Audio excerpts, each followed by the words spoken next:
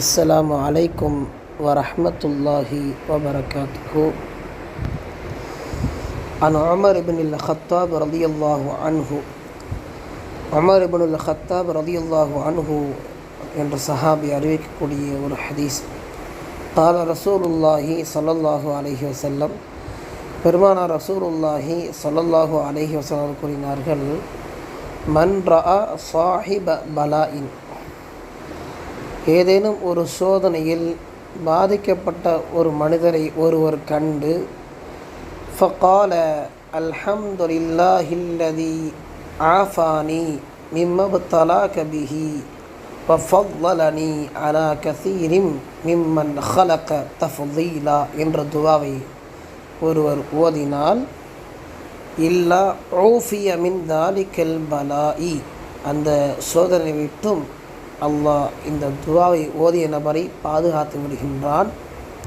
காயினம் மாக்கான, அது எப்பேறுபட்ட சோதனையாக இருந்தாலும் சரி, மா ஆஷ, அவர் இந்த உலகில் வாழும் காலமெல்லாம் அந்த துவா ஓதிய நபரை அந்த சோதனை விட்டும் அல்லாஹ் பாதுகாக்கின்றான் என்று சொன்னார்கள் பெருமானார் ரசூலுல்லாஹி ஸல்லல்லாஹு அலைஹி வஸல்லம்.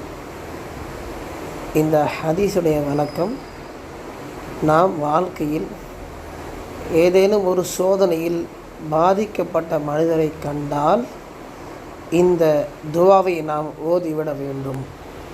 அந்த நேரத்தில் நாம் இந்த துவாவை ஓதிவிட்டால் எந்த சோதனையில் பாதிக்கப்பட்ட மனிதரை நாம் பார்த்தோமோ அந்த சோதனையை விட்டும் அல்லாஹ் நம்மை பாதுகாக்கின்றான்.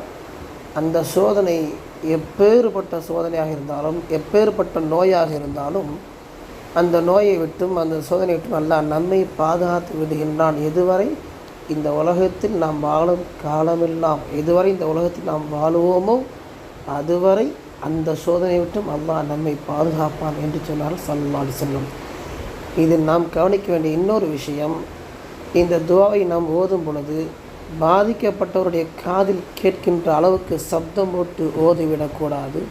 அது அவருக்கு மன வருத்தத்தை தரலாம். எனவே ஏதேனும் சோதனையில் இல்லை நோயில் பாதிக்கப்பட்ட மனிதனை நாம் பார்த்தால் இந்த துவாவை நமக்குள் நாம் ஓதிக்கொள்ள வேண்டும்.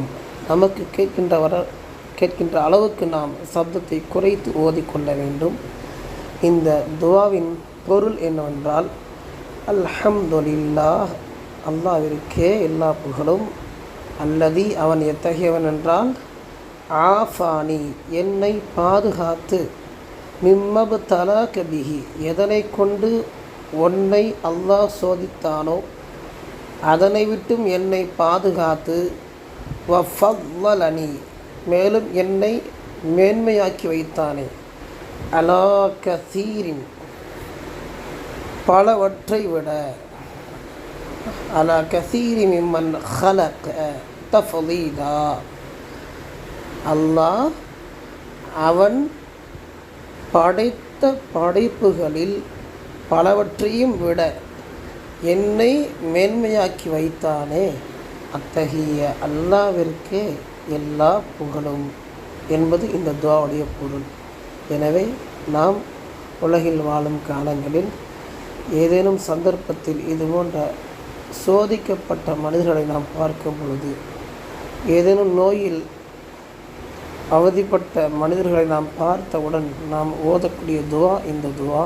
அல்லாஹ் நம்மை அந்த சோதனை விட்டும் அல்லாஹ் நம்மை பாதுகாப்பான் இந்த துவாவின் மூலியமாக. எனவே இந்த சுன்னத்தை வாழ்க்கையில் கடைபிடிக்கக்கூடிய பாக்கியத்தை வல்ல இறைவன் நம் அனைவருக்கும் தந்தல் புரிவானாக. ஆமீன். அஸ்ஸலாமு அலைக்கும் வரஹ்மத்துல்லாஹி வபரகாத்துஹு.